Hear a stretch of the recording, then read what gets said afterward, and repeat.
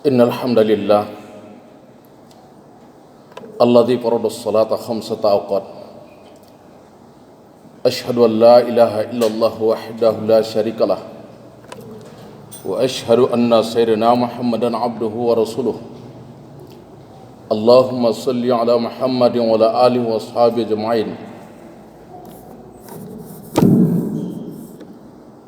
Qala Allah Ta'ala: Ya ayyuhalladzina amanu taqullaha haqqa tuqatih wa la tamutunna illa wa antum muslimun.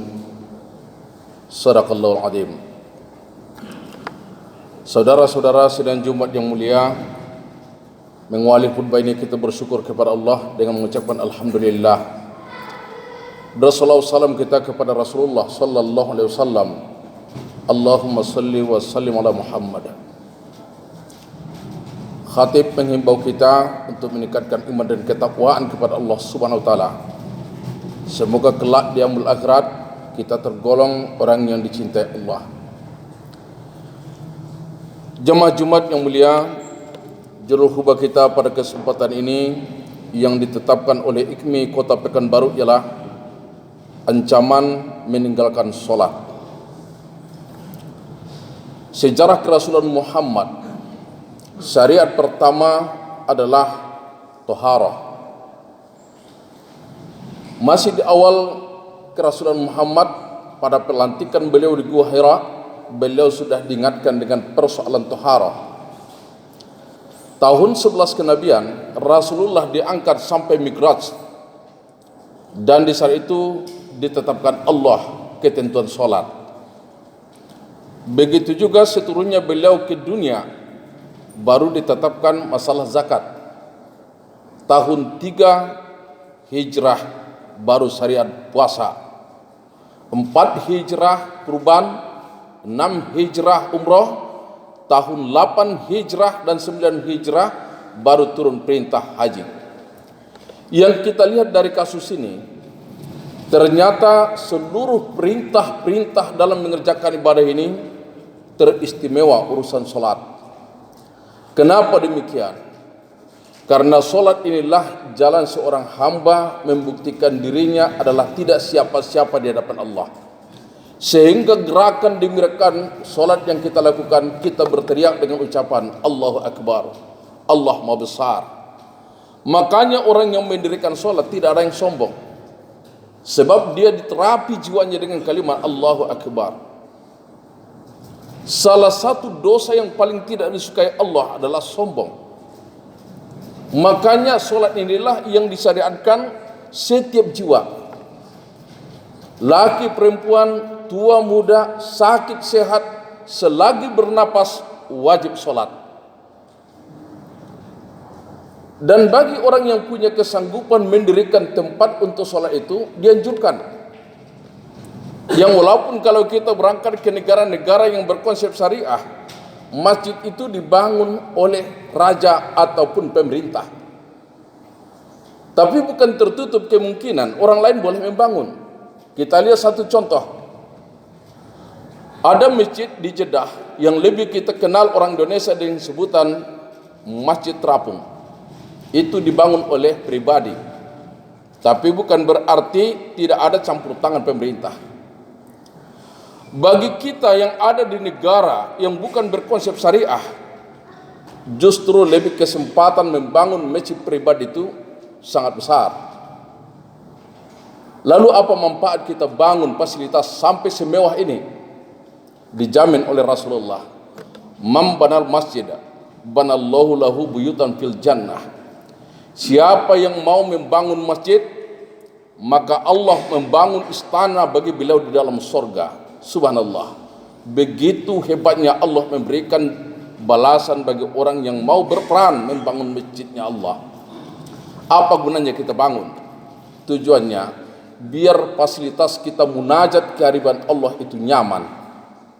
Semakin bagus masjid yang kita tempati beribadah, pasti semakin nyaman kita beribadah.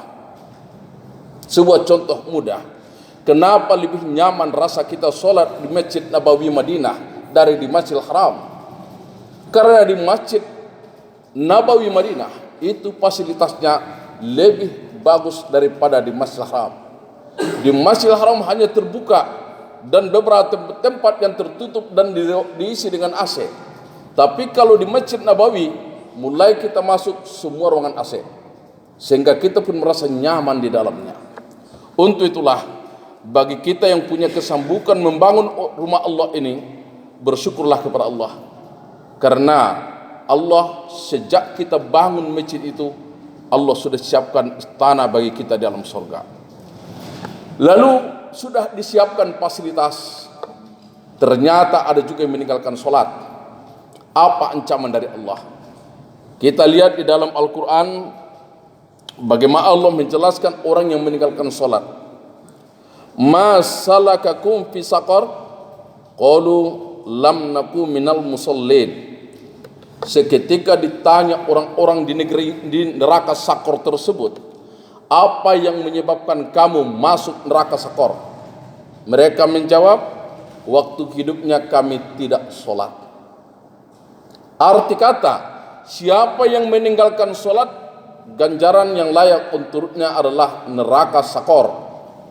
Neraka, keraknya neraka, itulah yang layak untuk dia. Kalau kita lihat keterangan Rasulullah tentang bagaimana hukuman bagi orang yang meninggalkan sholat itu, satu waktu saja kita tinggalkan sholat dengan sengaja, hukuman bagi kita di neraka 5 tahun akhirat. Lalu berapa 5 tahun akhirat itu?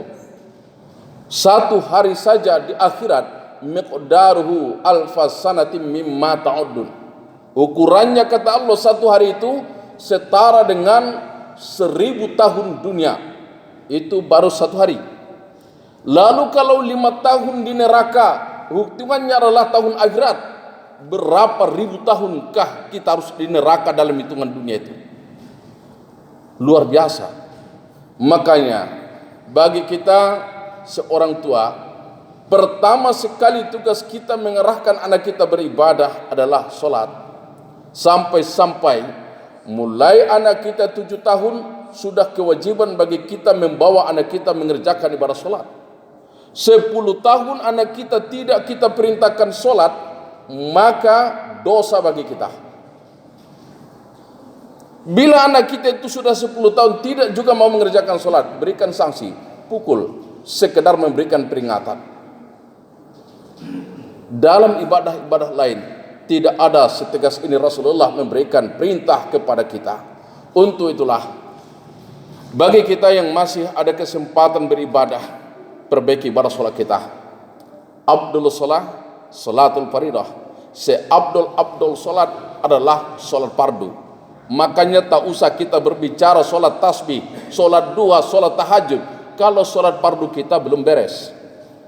Yang perlu diperbaiki sekali adalah sholat fardu kita, sehingga dengan mengerjakan sholat fardu ini tak ada hutang kita kepada Allah. Kalau sholat sunnah itu hanya sebuah keuntungan, nafilatal lak, itu kata Allah, itu hanya sebuah prestasi bagi kita. Tapi kalau urusan sholat wajib, sholat fardu, tidak kita kerjakan satu waktu, 5 tahun di neraka Sakor. Na'udzubillah. Dan malah ada sebuah ancaman yang sangat dasar lagi, capnya langsung kafir dari Rasulullah. Man tarakas sholata muta'ammidan faqad kafara jihara. Siapa yang meninggalkan solat itu dengan rasa sengajanya, bangga dia meninggalkannya, faqad kafara jihara, sesungguhnya dia itu sebenarnya orang yang kafir jelas kekafirannya, kata Rasulullah. Makanya untuk itulah jangan kita main-main dengan solat. Rasulullah tidak mudah untuk menjemput syariat solat ini ke Sidratul Muntaha, tidak mudah. Dia diperjalankan sampai 4 jam dengan perjalanan begitu jauh. Sebelumnya beliau dihadapkan dengan derita demi derita. Harapan beliau kita bisa solat seperti beliau solat, sebagaimana yang dia katakan, sallu kama ra'aitumuni usolli. Solatlah kalian sebagaimana kalian aku ini solat. Rasulullah tidak pernah meninggalkan solat. Dia kerjakan solat yang walaupun itu tantangan adalah kematian. Makanya dalam syariat solat, dalam berperang pun kita tetap wajib solat. Begitulah pentingnya ibadah solat.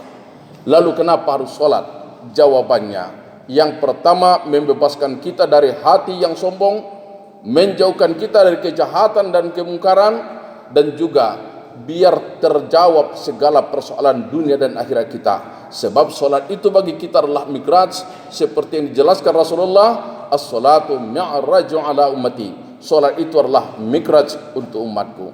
Mudah-mudahan kita menjadi hamba-hamba yang taat kepada Allah, yang senantiasa mendirikan solat dalam sehat, sakit, suka dan duka, di mana saja kita tidak akan meninggalkannya. Mudah-mudahan dengan demikian kita tidak tergolong hamba yang berugi di akhirat kelak. Inilah khutbah kita, semoga kita mengambil iktibar. Barakallahu li wa lakum fil Qur'anil Karim wa nafa'ni wa iyyakum bima fihi minal ayati wa dzikhril hakim. Aqulu qouli hadza wastaghfiruhu innahu huwas samiul alim.